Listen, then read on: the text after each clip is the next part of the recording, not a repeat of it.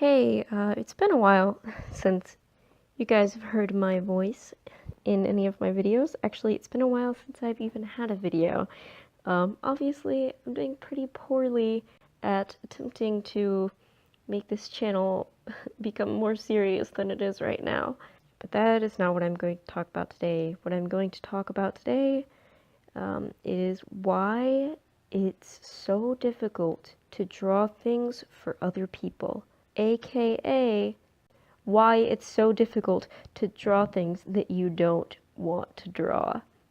Now, this piece that I'm working on in this video took me a very, very, very long time to complete.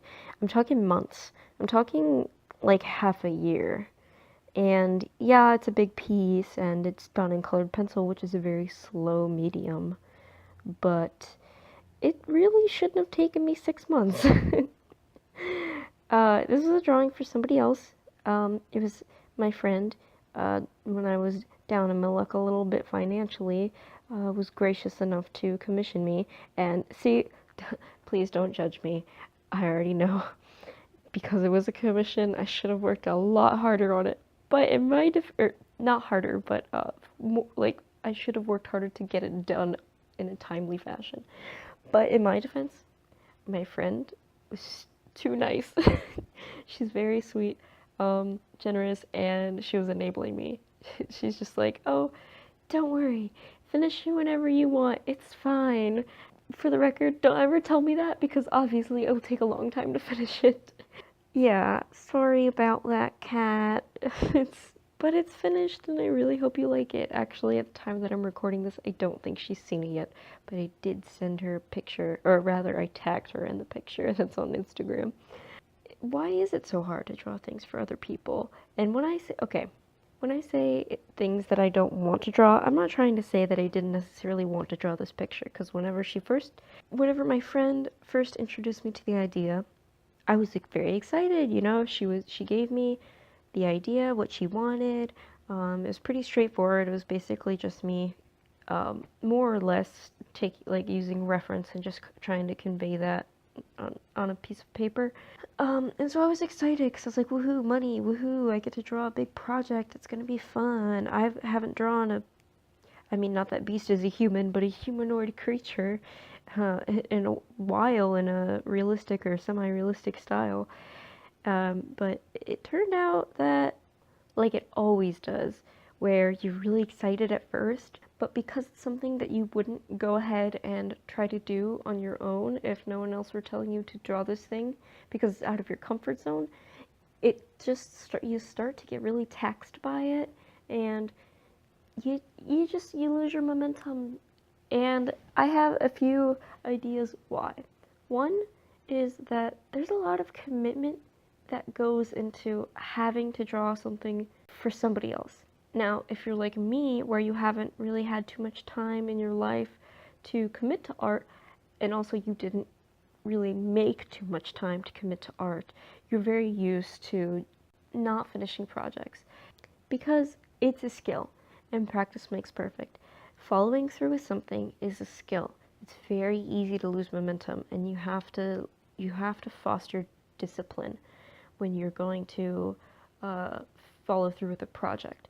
And so, you know, if you're the kind of person who really likes to do art, but you haven't really had too much time to dedicate to it, or you haven't dedicated time to it, and you haven't really done a lot of projects, then your discipline's probably pretty bad, at least as it pertains to art. You don't have very good discipline because you haven't practiced that. So the commitment that comes with making art for somebody else isn't there. It's scary for somebody like me who doesn't have a lot of discipline in finishing projects on time, especially ones that I'm not used to. And so you're not used to having to follow through, and that's difficult. And it's, of course, yes, it is a characteristic of yourself that you can't follow through for whatever reason, but it might help to know that that is a skill and that you can start to follow through and that you can work towards that goal and you can become disciplined. It's not just, oh, I'm not disciplined so I can't do this anymore, or, oh, I don't care enough about art, obviously, because I didn't want to finish this one project that I would never have even thought to begin. No, no. Just stick with it, just try your best, I mean, this is advice for everything in life. Just stick with it, try your best, and finish. Even if you hate it, even if you absolutely start to hate what you're working on, not saying that I did. Sorry if you're listening, Kat, not saying that I did. But there are times when you get frustrated with a piece that you're uncomfortable with to an extent. And it's very easy to just give up and not find the inspiration.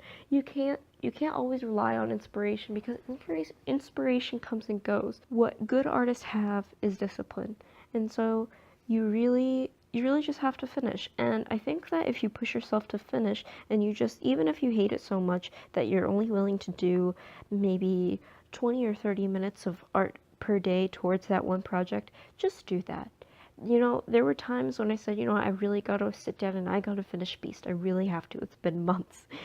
And I sat down and I could only work for about an hour's time on the piece, which, if you know anything about doing a big portrait like this in colored pencil, you'll know that is not a lot of time to be spending on a piece. It's kind of like you should probably be working like 8 hours on this per day and then get it done in a week kind of thing. No, that's not what happened with me, obviously. My advice for that is, in order to foster your discipline, just pull through, and in order to pull through, set up small goals like I did, where it was 1 hour per day, and if I really, really was like, I really don't want to work on this today, it's gonna drain me, I would try for a few minutes, and then if I was right, and I really couldn't work on it because it was frustrating me, then I would just take a break. Because sometimes you need a break. You need a morale booster. You need to work on another piece of art that you do care about. Just always, always try. Just dip your feet in the water. Another reason why, and I already mentioned this a little bit at the beginning, why it's so difficult to draw things for other people is that the content is foreign to you. It's not something you'd normally choose to draw.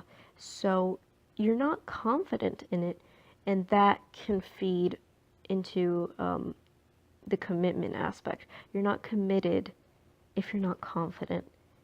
You have to be confident. You might be riding the high a little bit from somebody saying, oh, could you draw me this? And you're like, you know what, yes, I will draw you that. And you get a little excited and you're like, ooh, a new project. And you ride that high for a little bit, and then you come crashing down pretty quickly as well.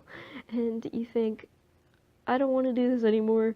This stinks. I want to draw my dogs or my cats or my dragons or whatever it is that you like to draw instead.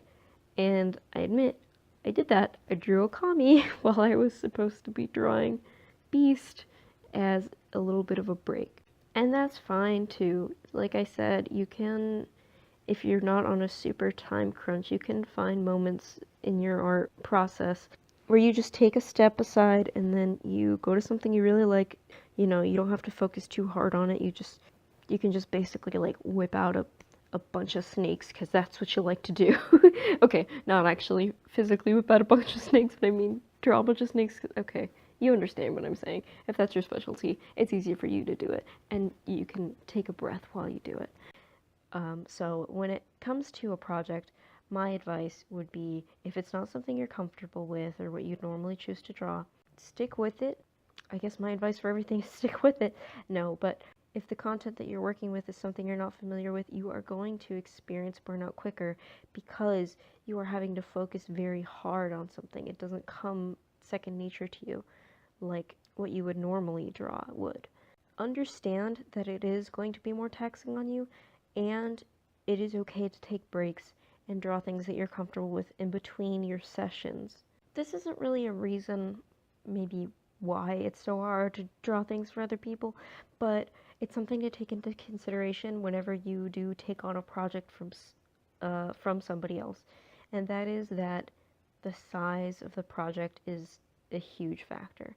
If you agree to do something that is very large, big projects that you have to do for somebody else are nearly impossible to complete if you are not disciplined.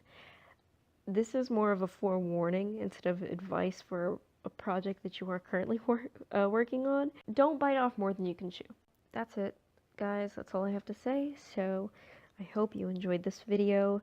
I'm sorry I didn't get to talk too much about the actual process of the drawing. I mean, it was over the course of so many months that I feel like it wouldn't have been very thorough what I was going to say, because a lot of it I just kind of, it went out my head after the first few months.